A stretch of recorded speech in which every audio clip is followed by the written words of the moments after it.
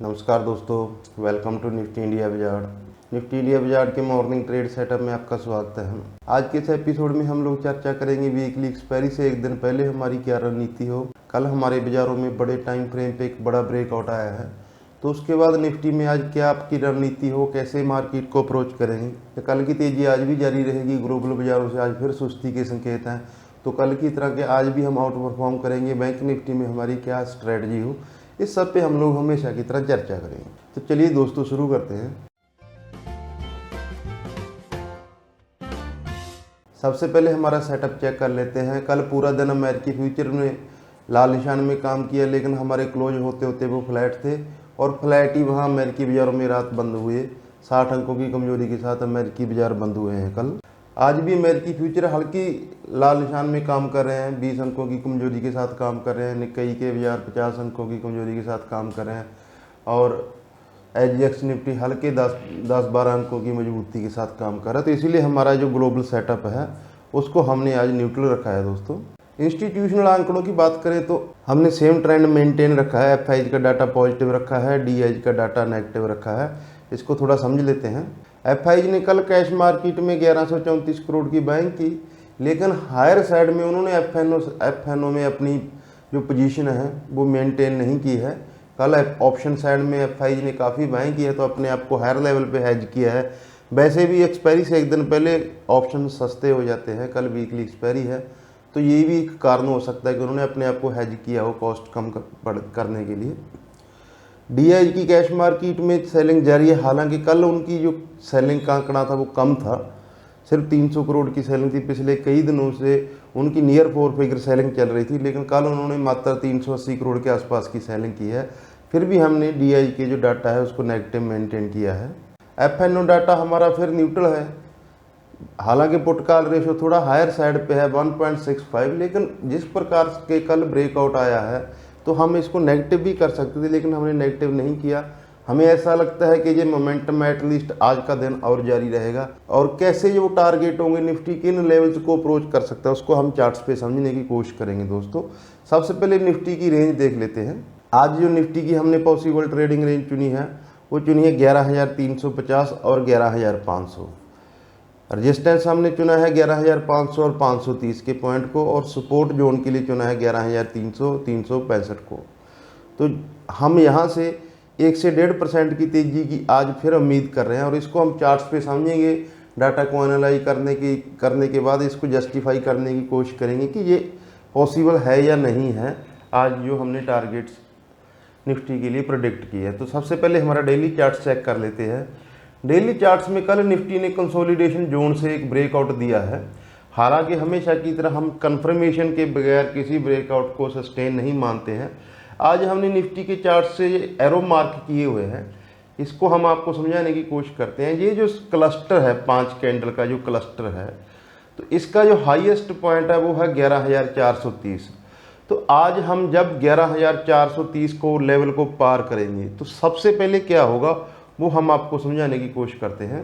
ये option chain है, जैसे ही हमने 11,430 की रेंज को पार किया तो लगभग 60 लाख शेयर ऐसे हैं जो कल की एक्सपायरी वाले रिस्क में आ जाएंगे। जिन्होंने शॉर्ट किया है शॉर्ट सेलर ट्रैप हो जाएंगे। तो एक शॉर्ट कवरिंग के चलते ही निफ्टी में 50 से 100 पॉइंट की तेजी आ सकती है। इसीलिए हमने आज 11,530 का जो हायर टारगेट चुना है। उसके लिए ये कंडीशन है कि हम 11,430 के ऊपर निकले और वहाँ पे सस्टेन करें, तब जाके शॉर्ट कवरिंग आएगी। कल भी हमने उसी जोन में आके रजिस्टेंस लिया है सेकंड हाफ में। तो 11,430 के ऊपर जैसे ही हम निकलेंगे तो जो अगला रजिस्टेंस है जो गैप एरिया है, इसका लो पॉइंट है 11,500, 530। इस जोन में हम अगले अपने टारगेट लेंगे। और ये अगस्त, इससे आज लगभग 20 अगस्त हो गया और पूरा महीना हमने एक कंसोलिडेशन जोन में कंसोलिडेट किया है 11,000 और 11,300 की जोन में। कल हमने इसका ब्रेकआउट दिया है। आवरली चार्ट पे ये बढ़िया विजिबल है दोस्तों, ये निफ्टी का आवरली चार्ट है। 11,366 शुक्रवार का हाई था। कल जैसे ही हमने इसको पार किया, हमने अपने दोस्तों को अपने टेलीग्राम चैनल पे भी अपडेट किया था, लिंक आपको डिस्क्रिप्शन में मिल जाएगा, वहाँ से आप हमें ज्वाइन कर सकते हैं टेलीग्राम पे।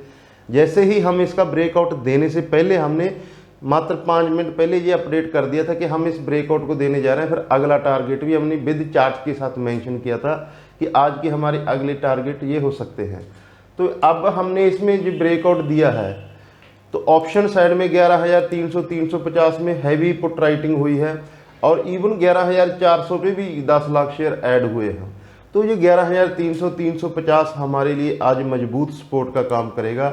इन केस अगर हम थोड़ा नीचे आते हैं 11,350 320 की जोन में अगर हम आते हैं तो ये हमारे लिए बढ़िया बाइंग जोन होगी और टारगेट हमारे होंगे आज 11,500 530।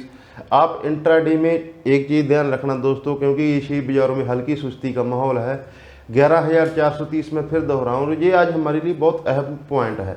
जैसे ही 11,030 को पार करता है तो पहली बात तो कि आज हमें शॉर्ट ट्राई नहीं करना है। मार्केट में मोमेंटम है, स्ट्रॉन्ग मोमेंटम है।